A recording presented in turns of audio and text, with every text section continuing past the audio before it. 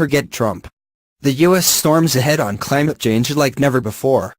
Months after President Donald Trump withdrew the U.S. from the Paris Climate Accord, states and cities are offering their own forecast for reducing global warming. We got this.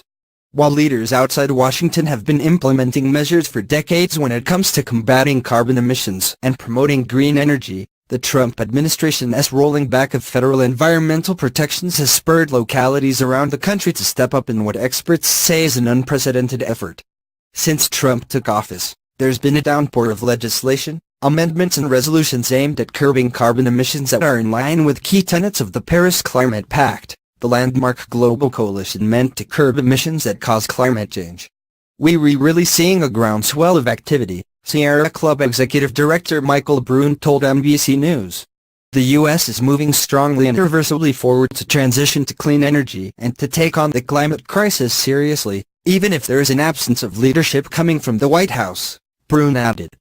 Because of the President's and Congress' intransigence when it comes to climate change, local governments are looking to do more.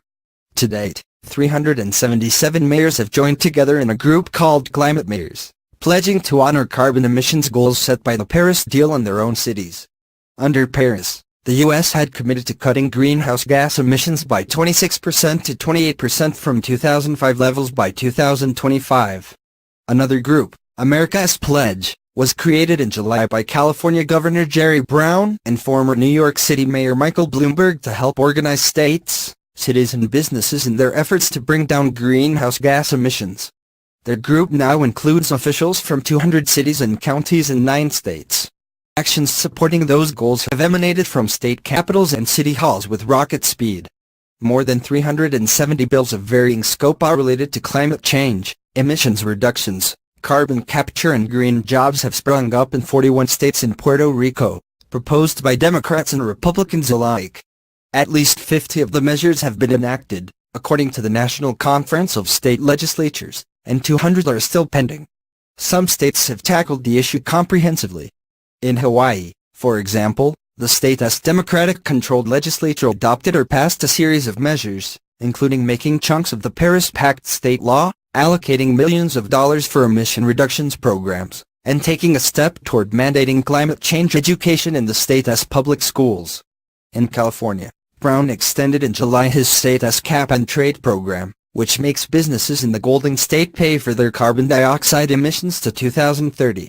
It had been due to expire in 2020.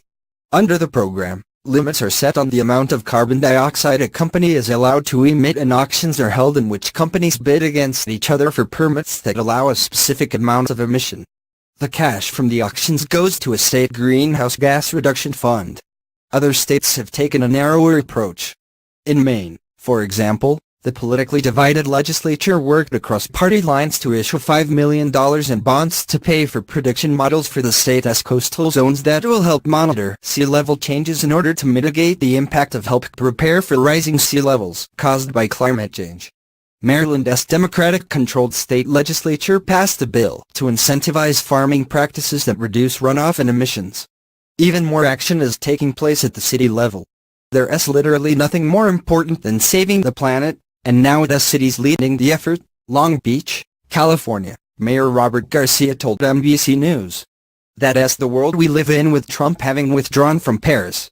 A new survey of more than 100 American cities with at least 30,000 people, released exclusively Sunday to NBC